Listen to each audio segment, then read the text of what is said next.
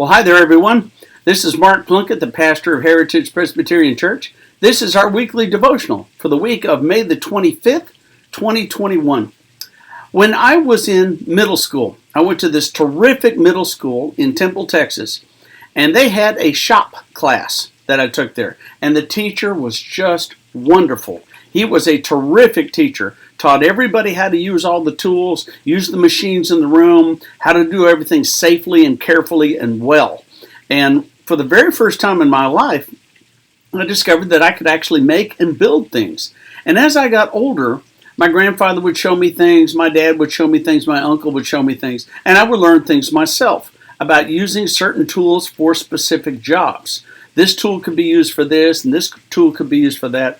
And every time I learned what a tool could do, I remember feeling just kind of very confident, but almost powerful, because then I could use that tool to solve problems going forward in the future. Okay, so anytime I had the knowledge of that tool and I had the skill to go with it, especially after some practice, and let's face it, probably even some trial and error, that was when I knew how to use that tool for the right reasons and the right ways.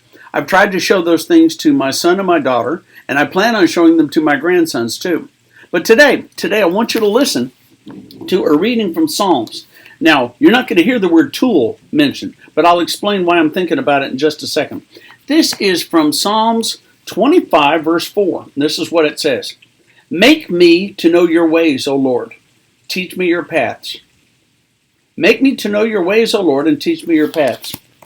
What the psalmist is asking here, God, teach me.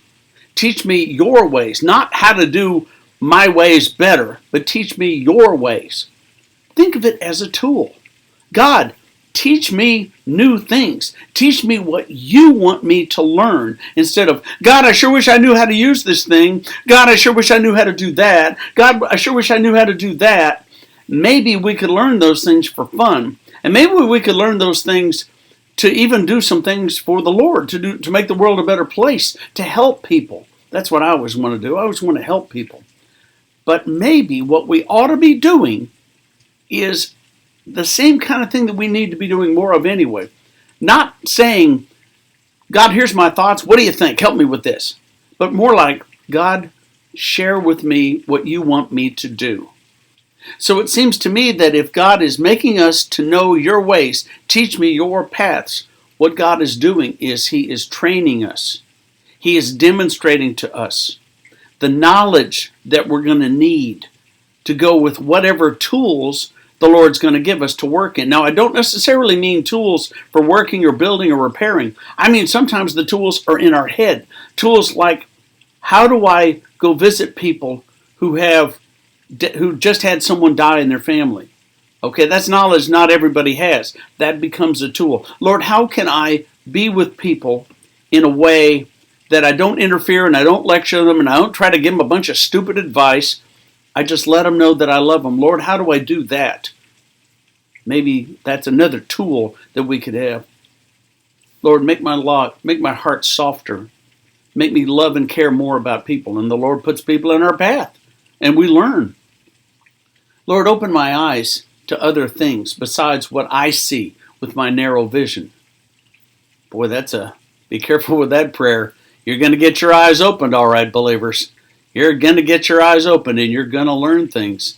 And maybe you're going to learn things you never dreamed in a million years you would learn. But the Lord will use us. The Lord will give us tools, whatever they may be. And He will use us to do good work in His kingdom. And He will be proud of us if we do good work. So I want you to think about that this week.